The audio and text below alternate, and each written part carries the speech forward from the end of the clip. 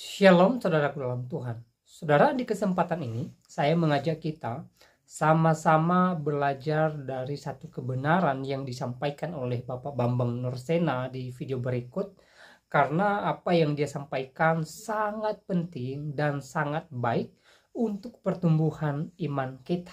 Dan saudara dalam Tuhan, terkhusus buat kalian yang sempat meninggalkan Yesus, saudara, alangkah lebih baiknya saudara mendengarkan penjelasan beliau di video berikut, dan semoga menjadi berkat bagi kita semua.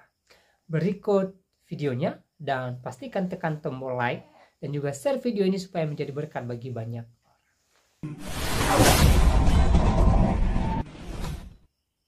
Orang Muslim tanya kepada saya, Pak, itu yang tidak bisa masuk akal bagi saya.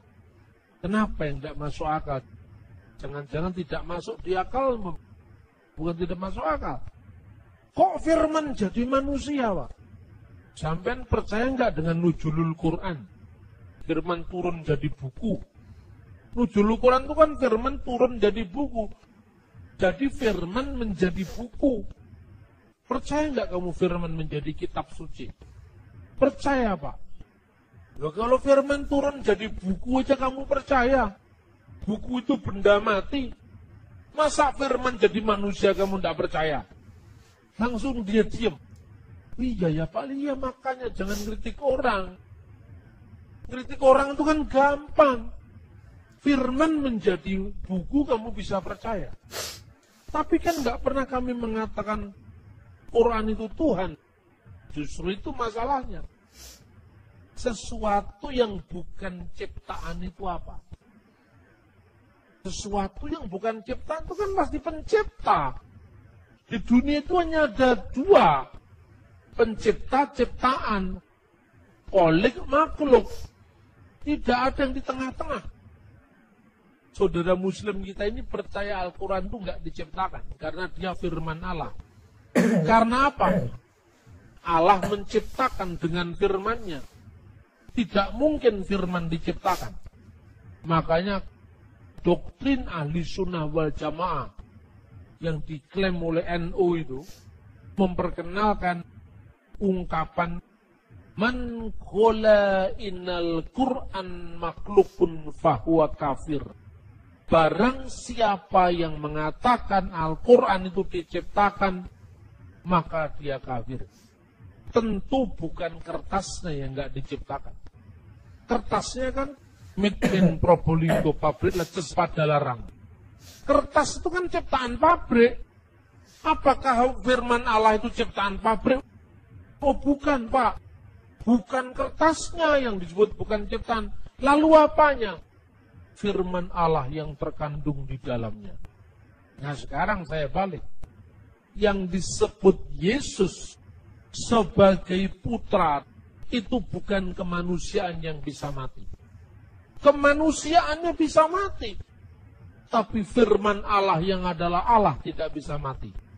Sama dengan kamu bilang. Quran itu ada kalam yang kekal. Kalam nafsi. Yang qaimah bidzatillahi ta'ala. Yang melekat pada Allah. Tetapi ada kalam lafaz yang turun jadi buku. Turun jadi buku itu mati. Bisa hilang, bisa terbakar. Tapi firman Allah tidak bisa terbakar. Itu dia tetap aja nggak bisa ngerti-ngerti. Saya kutipkan hadis. Ini ada hadis. Aisyah ditanya, apakah ada ayat-ayat tentang rajam? Ada. Tapi ayat-ayat itu dulu kan Al-Quran belum dijilid jadi buku. Masih terserak-serak di mana-mana. Saya taruh ayat itu di bawah tempat tidur saya. Lalu saya sibuk untuk ngurusi jenazah Nabi Muhammad ketika Nabi Muhammad meninggal. Tiba-tiba ada kambing masuk memakan ayat tadi. Apa firman Allah bisa dimakan kambing? Tidak bisa, Pak. Itu yang dimakan kambing kulitnya. Yesus juga firman Allah tidak mati. Yang mati kemanusiaannya. 1 Petrus pasal 3:18. Dia yang dibunuh dalam keadaannya sebagai manusia. Coba mana yang tidak masuk akal di iman Kristen? Tidak masuk di akalmu, bukan gak masuk akal. Semua bisa dijelaskan.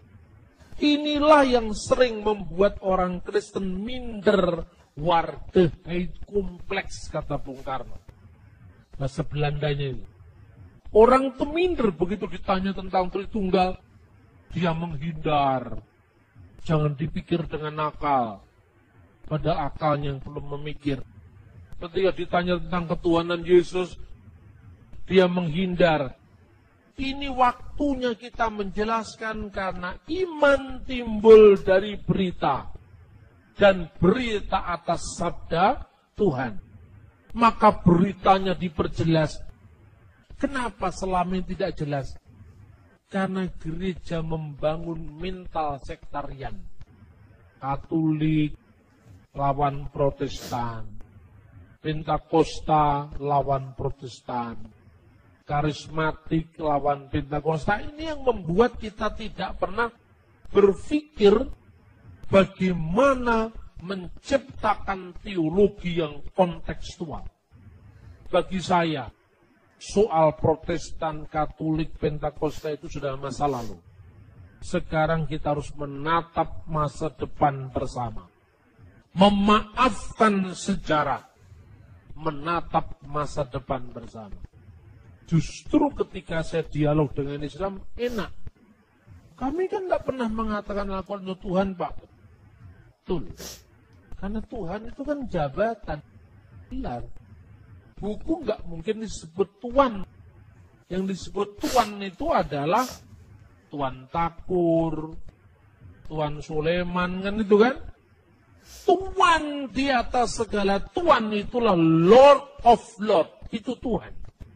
Segala kuasa di surga dan di bumi mendengarkan telah apa yang disampaikan oleh Bapak Bambang Nursenal, kata Yesus. pastikan sudah Hendaklah tekan like seluruh dan juga orang subscribe, Israel serta mengetahui share video ini bahwa supaya Yesus menjadi yang berkat telah bagi banyak kamu orang, salibkan supaya itu saya dan saudara terberkati dan menjadi juga orang Tuhan lain atau orang dan banyak di luar Kristus. sana boleh Allah terberkati telah dengan menjadikan penjelasan beliau. Yesus yang kamu salibkan itu sebagai Tuhan dan Kristus. Jadi di dalam Kristus ada kodrat ganda. Firman Allah yang sepenuhnya Allah dan anak Maria yang sepenuhnya manusia. Dalam kemanusiaannya Yesus mati. Kristus sebagai manusia bisa mati. Tetapi firman Allah tidak bisa mati. Firman Allah itu kekal. Karena Allah itu menciptakan segala sesuatu dengan firman-Nya. Justru yang problematik saya tanyakan kepada saudara muslim. Firman Allah itu Allah apa bukan? Bukan, Pak. Ciptaan apa bukan? Bukan ciptaan tapi bukan Allah. Lalu apa? Ketika firman Allah itu kekal, Allah juga kekal, dan firman itu bukan Allah, berarti ada dua yang kekal. Dua apa satu ini? Dua. Satunya firman yang kekal, satunya Allah yang kekal. Berarti Tuhanmu bukan satu, dua. Tapi kalau firman itu adalah Allah, firman itu kekal, dan firman itu sendiri adalah Allah. Berapa Tuhan? Satu. Kekristenan lebih tauhid kalau begitu. Nah, mulai pusing. Saya belokkan yang lain dulu supaya dia tidak marah. Saya cuma mengatakan, makanya jangan suka mengkritik. Pahami dulu apa yang Anda kritik. Orang Kristen tidak seprimitif apa yang kamu pikir. Bahwa Tuhan itu beranak, Nabi dipertuan. Tidak seperti itu. Umat Kristen memiliki dasar yang kokoh. Yaitu kitab suci, Alkitab, yang teksnya bisa dilihat sampai hari ini. Keakuratannya bisa dipertanggungjawabkan. Dan bahkan, Taurat yang kita pakai, Jadian, Keluaran, Imamat, Ulangan, Bilangan, Sefer Bereshit, Sefer Elishemot, Wayikra, Eleha Devarim. Itu kitab Bamidbar, Wayikra, Eleha Devarim. Nama-namanya kitab suci. Kitab Musa yang pertama. Itu satu kitab dipakai oleh 3 agama yang berbeda-beda. Pertama, orang Yahudi. Orang Yahudi itu jelas nggak percaya Tuhan Yesus. Tapi kok kenapa perjanjian lamanya sama dengan kita? Ayo sekarang. Anda pergi ke Israel, beli Alkitab perjanjian lama namanya Tanakh. Tidak perlu Anda tanya, saya yang mau edisi Kristen, bukan edisi Yahudi. Wong edisi Kristen dengan Yahudi sama saja kok. Bahasa Ibraninya kan sama. Terjemahannya mungkin Yahudi beda. Misalnya dia menerjemahkan Wiruah Elohim Merakefet Alfini Hamayim. Dia menerjemahkan dan angin dari Allah melayang-layang di atas permukaan air. Karena kata ruah juga bisa berarti angin. Tetapi ketika ruah diartikan angin dari Allah, orang Yahudi hanya menghindari supaya tidak ada doktrin Roh Kudus. Padahal kata dari nggak ada di situ. Yang ada Wiruah Elohim dan tidak gagal paham ruah dan itu ada roh Elohim Allah, roh Allah.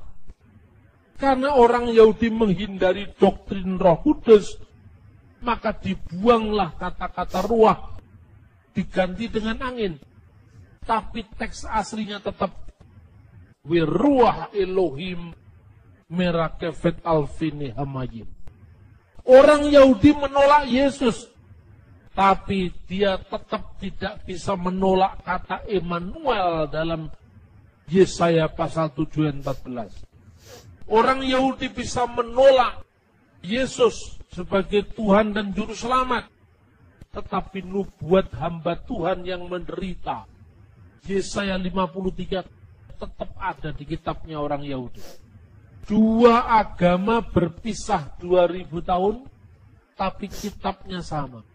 Kalau orang Kristen memalsukan Taurat Yahudi, Yahudi pasti protes. Nyatanya Taurat Yahudi dengan Taurat Kristen sama. Perjanjian lama Kristen dengan Tanakh Yahudi adalah sama. Lebih daripada itu, ada orang Samaria. Orang Samaria itu percaya bahwa kitab Taurat Musa. Mereka membaca Taurat yang sama, padahal sudah berpisah dengan Yahudi kira-kira abad ke-5 sebelum Masehi. Sepulang dari pembuangan Babel. Karena orang-orang Samaria ini orang Yahudi yang menikah dengan 5 suku di Asur, mereka ditolak dalam pembangunan Bait Allah yang kedua. Tetapi Tauratnya masih Taurat Samaria. Taurat yang sama dengan Taurat Yahudi, sama dengan perjanjian lama Kristen. Khususnya kelima kitab Taurat yang pertama. Kejadian 1 ayat 1. Yahudi, Kristen, Samaria membacanya sama. Bereshit bara Elohim et hasamayim v'esa'aret. Pada mulanya Allah menciptakan langit dan bumi. Sekarang saya bertanya, Islam percaya Taurat? Percaya, tapi Taurat mana? Taurat yang ada di angan-angan. Karena dia percaya adanya kitab Taurat. Tapi begitu ada kitab Taurat, mereka menolak kitab itu. Katanya palsu. Kalau ini palsu, mana yang asli tunjukkan? Semua kitab Taurat di tangan Yahudi, di tangan Kristen, di tangan Samaria adalah Taurat yang sama. Inilah pentingnya kita memahami akar iman kita, agar iman kita tidak dilecehkan. Bahkan orang berbalik untuk mendukung karena melihat kebenaran ada di dalam Alkitab, firman Allah yang mencatat tentang peristiwa-peristiwa tentang firman yang menjadi manusia. Kiranya Tuhan semakin menambah pengetahuan kita, mencerahkan kita, agar firman Allah semakin menguatkan hidup iman percaya kita di dalam Yesus Kristus. Baik, saudara Tuhan, untuk videonya kita sudah dengarkan apa yang disampaikan oleh Bapak Bambang Nursena di video tadi tentang kisah atau satu kebenaran tentang keilahian daripada Tuhan Yesus Kristus. Dan saudara belum Tuhan, semoga dengan apa yang dia sampaikan atau dia jelaskan di video tadi menjadi berkat dalam kehidupan kita, membuat iman kita semakin kuat, semakin kokoh, dan semakin teguh di dalam Tuhan Yesus Kristus. Saudara dalam Tuhan, kalau kita melihat hari-hari ini, ya, banyak di luar sana yang berusaha memutarbalikkan kebenaran Alkitab. Tetapi dengan mendengarkan penjelasan beliau di video tadi, saya percaya bahwa iman kita semakin diberkati oleh Tuhan, semakin dikuatkan oleh Tuhan, dan kita semakin diyakinkan bahwa Yesus adalah Tuhan dan Juru Selamat dalam kehidupan kita. Sebagaimana dalam Alkitab juga, Yesus menjanjikan keselamatan bagi orang yang percaya kepadanya. Yesus menjanjikan bahwa orang yang percaya kepadanya pasti masuk surga. Dan itu ada kepastian, saudara dalam Tuhan. Dan Yesus juga mengatakan bahwa hanya melalui dia orang bisa masuk surga. Orang bisa datang kepada Bapa. Dan ini sangat luar biasa.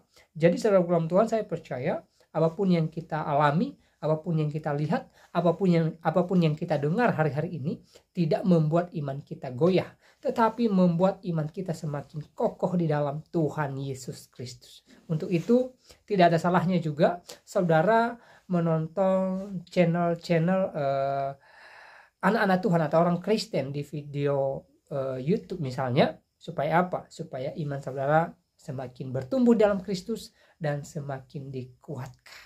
Dan jangan jemu-jemu berdoa, jangan jemu-jemu baca Alkitab, karena melalui Alkitab juga kita bisa melihat, kita bisa menemukan, kita bisa mengalami besarnya cinta kasih Tuhan dalam kehidupan kita. Saya percaya bahwa saya dan saudara adalah orang yang cinta firman Tuhan dan orang yang setia membaca Alkitab. Nah, dalam Tuhan, semoga video singkat ini memberkati kita dan Tuhan Yesus memberkati kita semua. Shalom.